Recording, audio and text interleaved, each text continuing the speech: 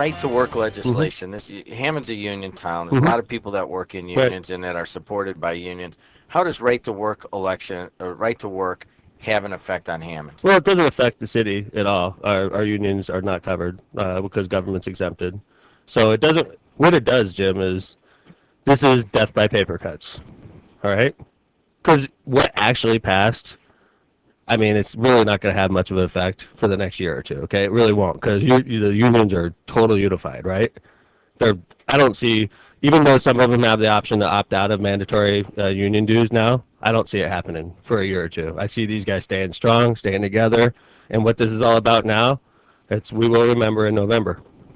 That's what it's all about. It's up to you guys, the listeners. If you don't like what happened, go out there and vote these people out that voted for right to work. Vote them out. And if the supporters of right to work beat the opponents of right to work in the elections coming up in November, you're going to see another step next year to weaken unions, and you're going to see another step the year after that to weaken unions.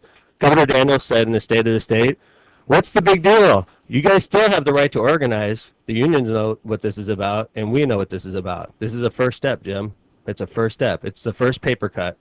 Death by paper cuts. You take a little slice each year, a little slice, a little slice, a little slice, and after 5 years, the unions will have no power. Get this email for Greg for governor.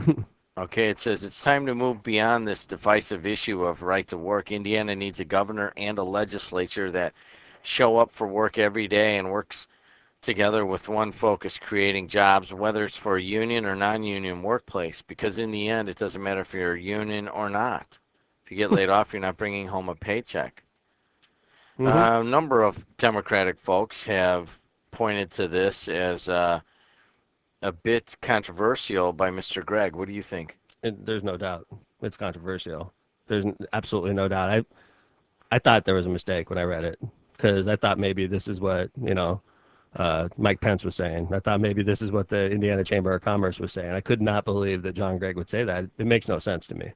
First off, it's offensive on a few different levels. He says, it's time to move past this divisive issue. I talked to a lot of union people. They don't think it's time to move on. And I agree. I think it's time to focus on November and try to beat these guys and regain control of the Indiana House. That's what I think. So I don't think it's time to move past this issue. Secondly, he says it's mostly important that you have a job. It doesn't matter if it's union or non-union. I don't know about that either. I mean, if I was the Democratic candidate for governor, I'd be trying to embrace this movement and pull these people into my team. I can't believe that he feels that way. And the thing that really got me is when he says it's time to elect a governor and a legislature that shows up for work each day. What the heck is going on, John? I just don't understand that. You're criticizing the Democratic caucus that took arrows to try to prevent right to work from passing. I mean, everybody in the party was supporting these people. I don't understand that. Like, this is what the Republicans say. Elect a legislator that shows up to work? That's what the Republicans are saying. That's not what our Democrats are supposed to be. I mean, people are going to say that.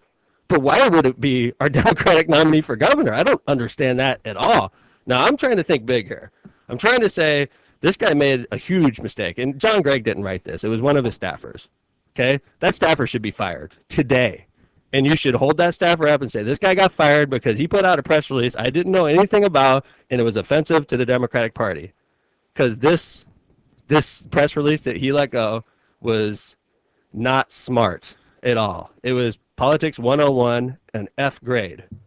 Anybody that knows anything about politics could read this and see how, I hate to say stupid, how unwise it was to send this out. I just don't believe it.